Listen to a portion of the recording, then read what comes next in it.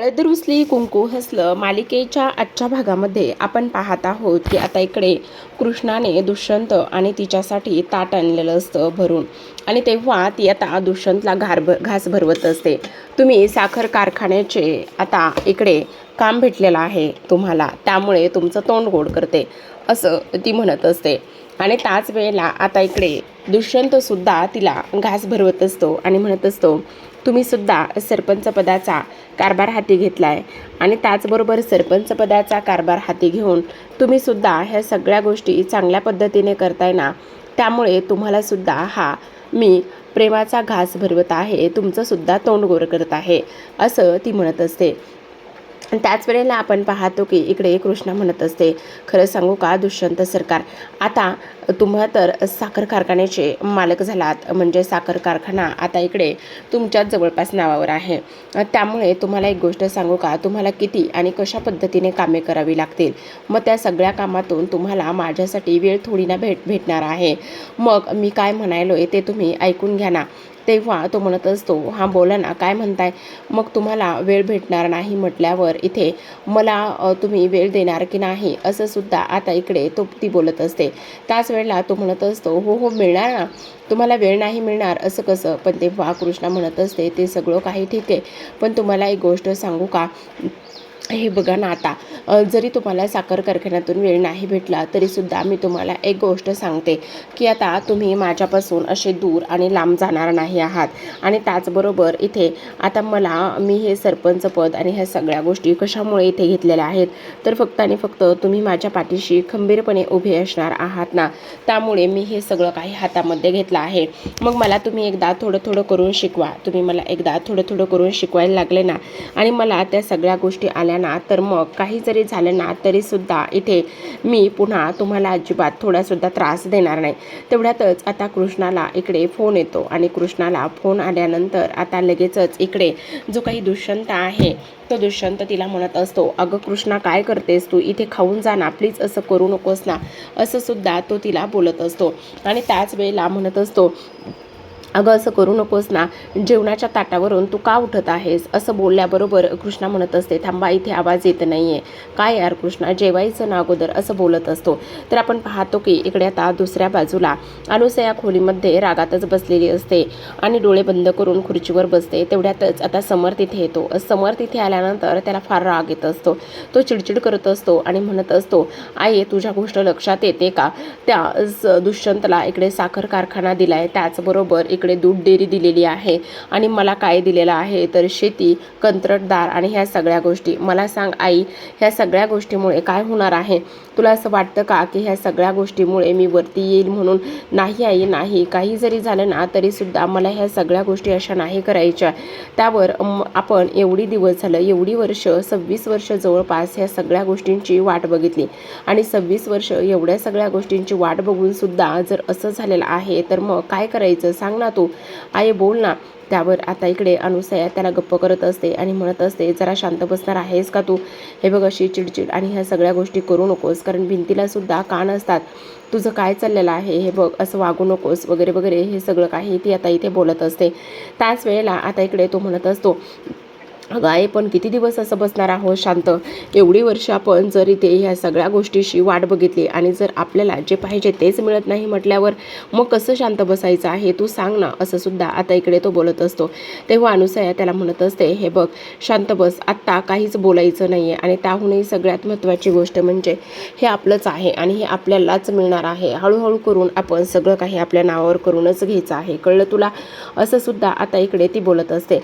आता हे सगळं काही बोलल्यानंतर समरला ती विश्वास देत असते, समर तू काळजी करू नकोस, सगळ्या गोष्टी व्यवस्थित होतील. आणि त्याहूनही सगळ्यात महत्त्वाचं म्हणजे की आता इकडे जी कृष्णी आहे ना, तिच्या खांद्यावर बंदूक ठेवूनच आपल्याला चालावं लागणार आहे, असं सुद्धा आता इकडे ती बोलत असते.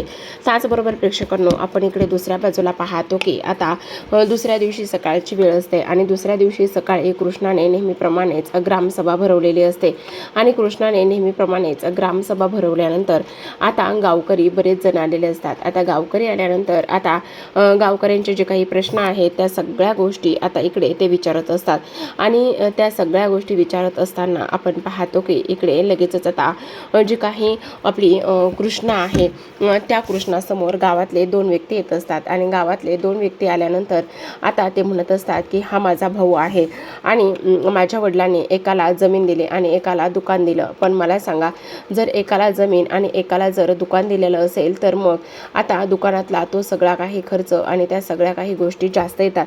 मग मी शेतीमध्ये किती दिवस असं करणार आहे, मला आता शेती काही केल्याने नको आहे, असं सुद्धा आता इकडे तो बोलत असतो. त्याच वेळेला आता इकडे मी असं नाही करू शकत, असं सुद्धा आता इकडे तो बोलत असतो.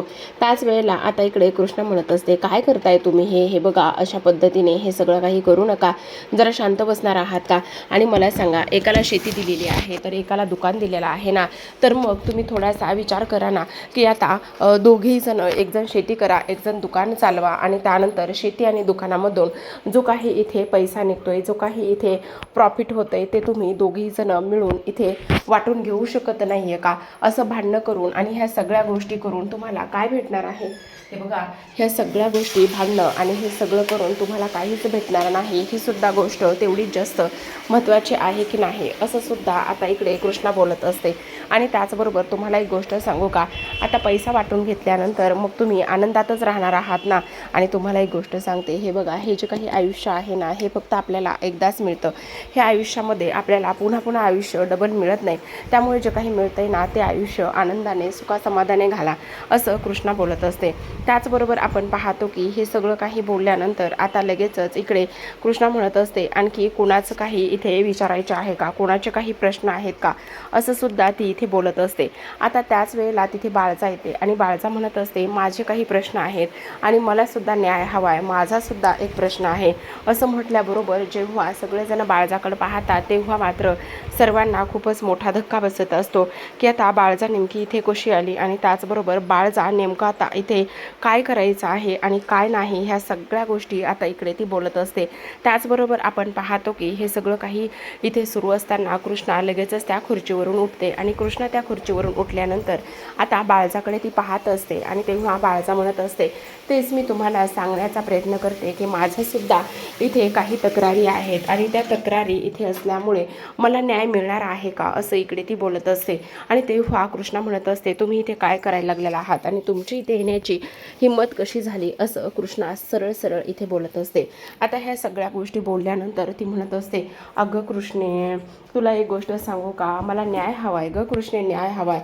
ह्या घरातून तुम्ही लोकांनी मला बाहेर काढलं आणि ह्या घरातून तुम्ही लोकांनी मला बाहेर काढल्यानंतर एक गोष्ट मी तुम्हाला सांगते की मला न्याय हवा आहे आणि जोपर्यंत तुम्ही मला न्याय देत नाही तोपर्यंत मी शांत बसणार नाही.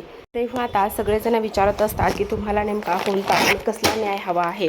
त्याच वेळेला आता इकडे बाळजा म्हणत असते, कोणता आणि कसला, कारण हे घर माझ्या नावावर आहे कृष्णे आणि हे जर घर माझ्या नावावर असताना तुम्ही मला ह्या घराच्या बाहेर काढताय, तुम्ही मला ह्या घराच्या बाहेर हकलताय, तर मग हे कितपत योग्य आहे? तुम्ही तर सरपंचीन बाई आहात ना, तुम्ही सरपंचीन बाई असून सुद्धा अशा पद्धतीने न्यायनिवाडा करणं हे तुम्हाला शोभतं का, असं सुद्धा आता इकडे ती बोलत असते. आता हे सगळं काही बोलल्यानंतर कृष्णाला तर खूपच मोठा धक्का बसतो की नेमकं काय आहे. आणि त्याचबरोबर बाळजा म्हणत असते, कारण हे जे काही घर आहे ना, ते माझ्या नावावर आहे आणि हे घर माझ्या नावावर असल्या कारणाने तुम्ही मला ह्या घरातून बाहेर काढण्याची तुमची हिंमत कशी होती, असं सुद्धा आता इकडे ती बोलत असते. आता हे सगळं काही बोलल्याबरोबर आपण पाहतो की इकडे कृष्णाला खूप मोठा धक्का बसतो. कृष्णा लगेचच आता ते पेपर हातात घेते आणि त्यानंतर आता लगेचच ती ते पेपर दुष्यंतकडे देत असते. आता दुष्यंतकडे ते पेपर दिल्यानंतर जो काही दुष्यंत आहे तो ते पेपर वाचतो आणि तेव्हा गावकऱ्यामध्ये आता एक चर्चा उडालेली असते. तेव्हा इथे आता बाळजा म्हणत असते, हे घर माझ्या नावावर आहे आणि हे घर माझ्या नावावर असल्या कारणाने तुम्ही मला ह्या घरातून अशा पद्धतीने बाहेर नाही काढू शकत, असं सुद्धा आता इकडे तिचं म्हणणं असतं.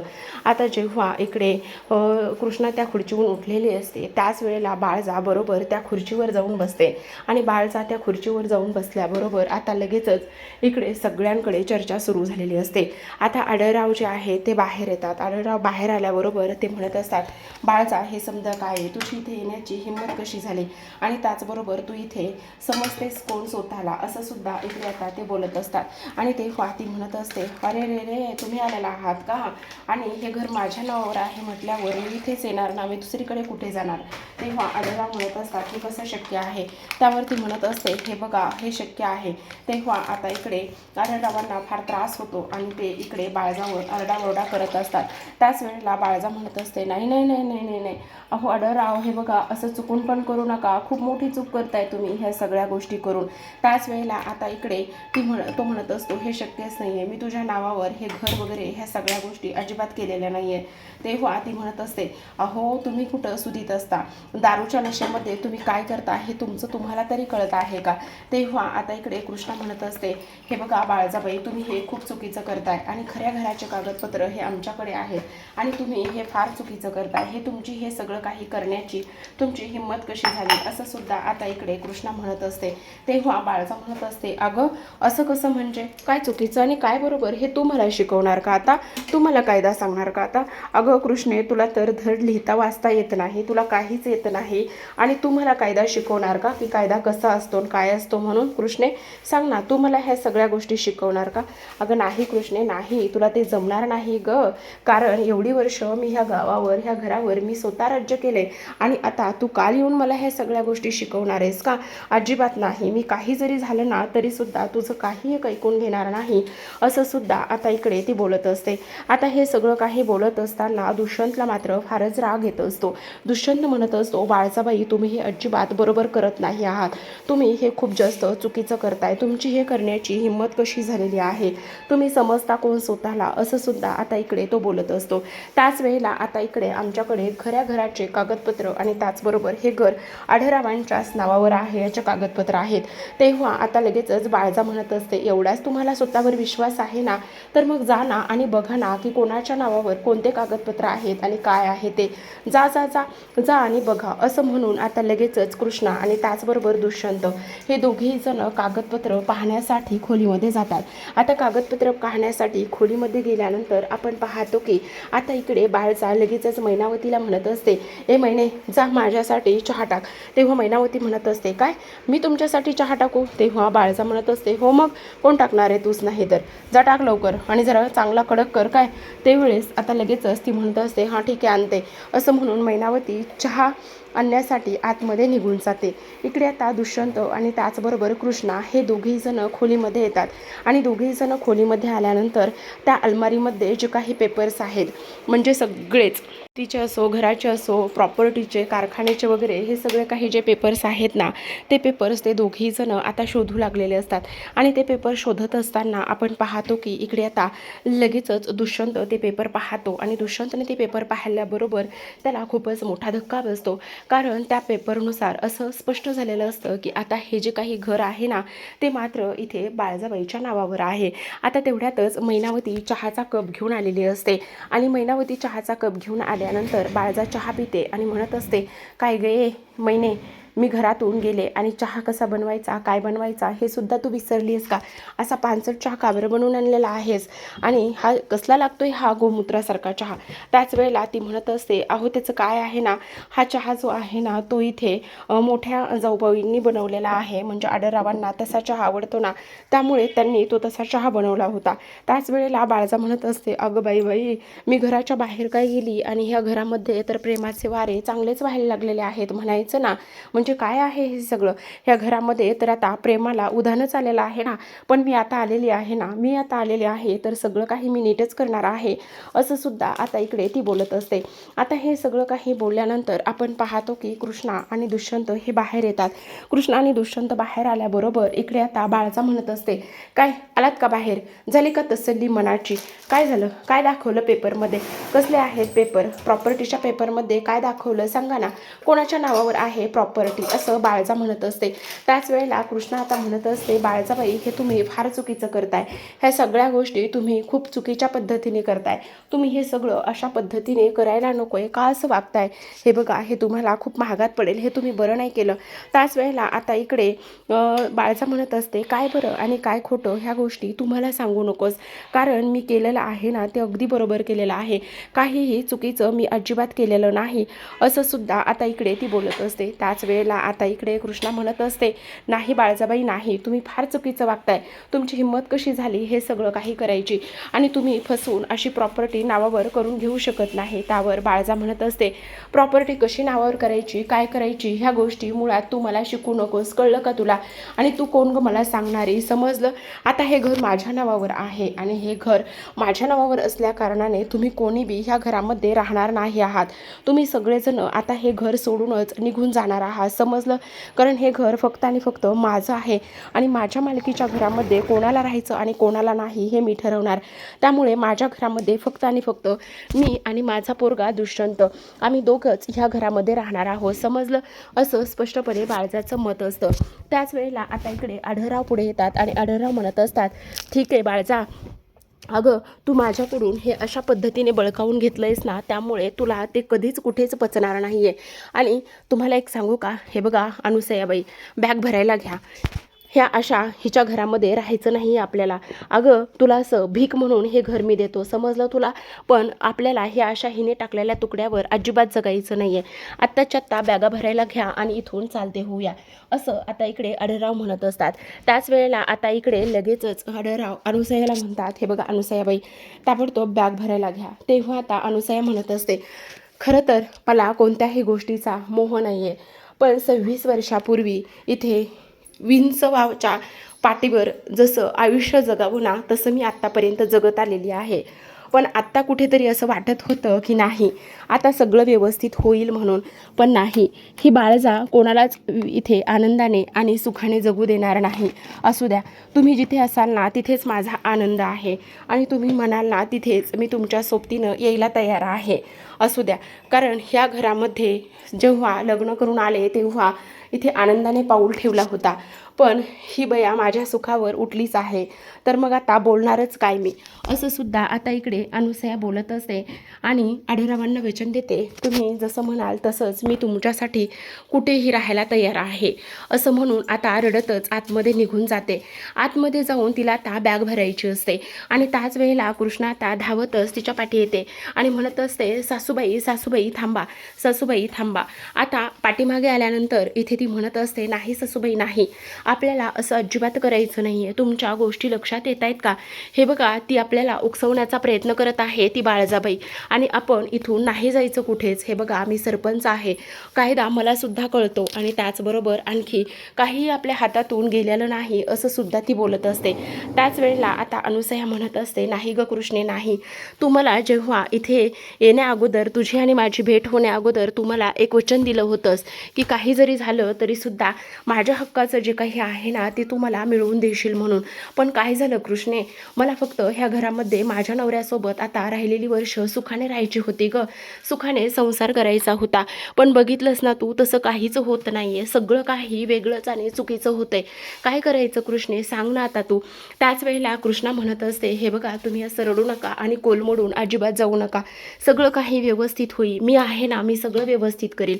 त्याच वेळेला अनुसया म्हणत असते, अगं ह्या घरासोबत माझे खूप सारे स्वप्न इथे रंगलेले आहेत, मी जोडलेले आहेत, लग्न करून ह्या घराचा उंबरठा मी ओलांडला आणि ह्या घरामध्ये मी बरीच वर्ष राहिले, सासू सासऱ्यांचं दुखणं खुपणं ह्याच घरामध्ये मी केलं, त्याचबरोबर ह्या घरामध्ये ह्यांच्यासोबत आनंदाचा थोडे दिवस का होईना पण संसारसुद्धा मी केला, असं सुद्धा आता इकडे ती बोलत असते. कृष्णे सांग ना माझं काय चुकलं ग, सांग ना माझं काय चुकलं, आता मला शेवटच्या क्षणाला सुद्धा इथे माझ्या हक्काच्या घरामध्ये राहता येणार नाहीये का ग, असं सुद्धा आता इकडे ती बोलत असते. आता ह्या सगळ्या गोष्टी बोलल्यानंतर कृष्णा मात्र इकडे त्याला समजावत असते.